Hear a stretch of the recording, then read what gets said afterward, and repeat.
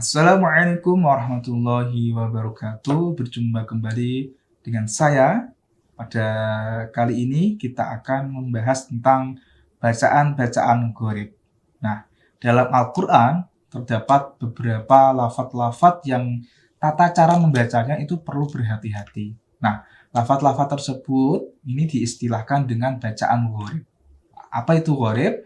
Gharib itu sesuatu yang asing atau sesuatu yang tidak dikenal atau sesuatu yang sulit untuk dipahami. Nah, atau dengan definisi yang lain, sesuatu bacaan yang tidak banyak atau jarang ditemukan dalam Al-Quran atau eh, emang beda kayak gitu. Ada beberapa bacaan gharib dalam Al-Quran. Misalkan contohnya adalah bacaan naql, yaitu memindahkan harokat kasroh pada huruf hamzah ke huruf sebelumnya. Nah, di dalam Al-Quran ini hanya terdapat satu tempat, yaitu pada surah Al-Hujurat ayat 11, juz 26. Contohnya adalah lafadz bi'sal ismu. Tulisannya seperti itu, bi'sal ismu. Nah, tapi bacanya, lamnya dibaca kasroh karena lam sukun bertemu hamzah wasol. Jadi bacanya adalah bi'salismu. Nah, bukan bi'sal ismu ya, tapi bi'salismu. Nah, gitu. Kita contohkan. A'udzu billahi minasyaitonir rajim. Bismillahirrahmanirrahim. Bi'salismul fusuqu ba'dal iman. وَمَنْ لَمْ يَتُبْ فَأُولَٰئِكَ هُمُ الظَّالِمُونَ. Nah, seperti itu cara membacanya. Bi'salis mulfusuqu. Nah, jangan dibaca bi'sal ismu. Itu salah. Yang benar adalah bi'salis mulfusuqu. Nah, bi'salis mul. Nah, gitu. Itu yang pertama, naql. Yang kedua, bacaan imalah, ya. Bacaan imalah. Imalah itu artinya apa? Condong, ya. Imalah condong. Yaitu mencondongkan fathah pada kasroh dengan kira-kira ukuran 2 harokat panjangnya atau 1 alif. Nah, hal ini terdapat dalam surah Al-Hud, surah Hud, juz 12 ayat 41. Ya. Surah Hud ayat 41 juz 12. Dalam kalimat apa? Majreha. Nah, kalimat itu ya. Cara bacanya mencondongkan alif kepada kasroh. Kita contohkan. Wa qalu kabu fiha bismillahi majreha wa mursaha.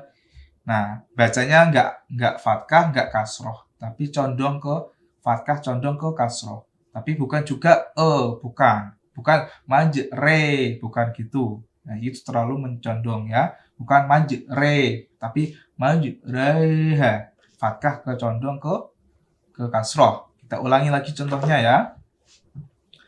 Wa qala kabu fiha bismillahi majreha wa mursaha. Majreha wa mursaha. Seperti itu contoh dari imalah, mencondongkan alif ke kasroh, gitu. Yang ketiga adalah ismam dan ikhtilas, ya. Ismam dan ikhtilas. Nah, yang pertama dulu ismam, ya. Ismam ini mencampurkan suara fathah dengan suara dhammah dengan mencondongkan kedua bibir, isyarah dhammah, tanpa disertai suara. Nah, ini ada di dalam surah Yusuf ayat 11 juz 12, ya. Yang bunyinya la ta'manna, itu ya. Nah, kalau dibaca ismam, maka seperti ini, la ta'manna. Manna. Nah, ada isyarat mencucu, ada isyarat dumahnya. Kalau kata aslinya itu la ta'manuna, ya, ada nun dumahnya. tapi dia diismamkan jadi la ta'manna. Ada ketika menyebut man itu ada isyarat dhammah atau isyarat mencucu. La ta'manna. Nah, gitu. Kita contohkan. Qalu ya abana malaka la ta'manna ala Yusuf. Ya. La ta'manna, la ta'manna. Nah, itu ada isyarat condong bibir atau isyarat dhammah. La ta'manna ala Yusuf. Nah, itu dibaca ismam. Juga boleh dibaca ikhtilas. Yaitu apa? Ikhtilas itu membaca harokat dengan samar dan cepat. Sehingga suaranya tinggal 2/3 harokat. Ya. Dia dibaca samar dan cepat. Jadi bacanya kalau ikhtilas itu la ta'manuna. Nah, cepat. La ta'manuna. Nah, gitu ya. Jangan terlalu jelas. Kalau terlalu jelas namanya bukan ikhtilas.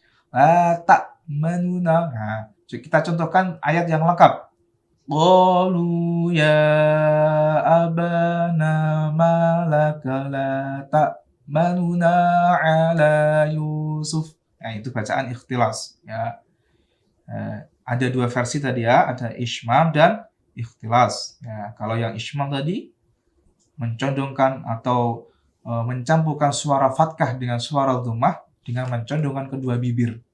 Isyarat dhammah tanpa disertai suara. La ta'manna. Nah, itu. La ta'manna. Nah, kalau ikhtilas la ta'manna ala gitu. Itu ismam dan ikhtilas. Kemudian yang selanjutnya adalah bacaan tashil. Ya, bacaan tashil.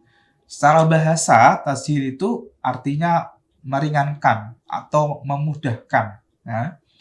Nah, sedangkan secara istilah memiliki arti an-nutqu bainal hamzati wal alifi. Ya. Mengucapkan huruf antara hamzah dan alif. An-nutqu bainal hamzati wal alifi. Mengucapkan huruf antara hamzah dan alif. Ya. Nah, ini dibaca tashil. Ya. Karena kenapa kok dibaca tashil? Karena orang Arab itu kalau ada hamzah, ketemu hamzah itu dia sulit ya, ketemu hamzah mati ya. Nah, ketemu hamzah itu sulit bacanya, maka dibaca tashil. Kita contohkan dalam surah Al-Fussilat ayat 44 juz 24. Walau ja'alnahu Qur'anan a'jamiyyan laqalu laula fussilat ayatuh a'jamiyyun wa 'arabi. Nah, itu ya. Nah, seperti itu. A'jamiyyun wa 'arabi. Nah, bukan ha, bukan hamzah ya. Bukan aha, bukan aa, bukan. Tapi an-nutqu bainal hamzati wal alifi. A'jamiyyun wa 'arabi. A'jamiyyun wa 'arabi. Nah, ini perlu dilatih ya, dan terutama digurukan kepada ustadz atau kiai seperti itu untuk dibenarkan bagaimana bacaan yang benar. Itu. Ini sebagai hanya pemancing teman-teman untuk belajar ya. Kita ulangi lagi contoh yang tashil ini ya. Walau ja'alnahu Qur'anan a'jamiyyan laqalu laula fussilat ayatuh a'jamiyyun wa 'arabi. Seperti itu bacaan dari tashil. Demikian teman-teman contoh-contoh bacaan gharib pada kesempatan kali ini. Semoga bermanfaat. Wassalamualaikum warahmatullahi wabarakatuh.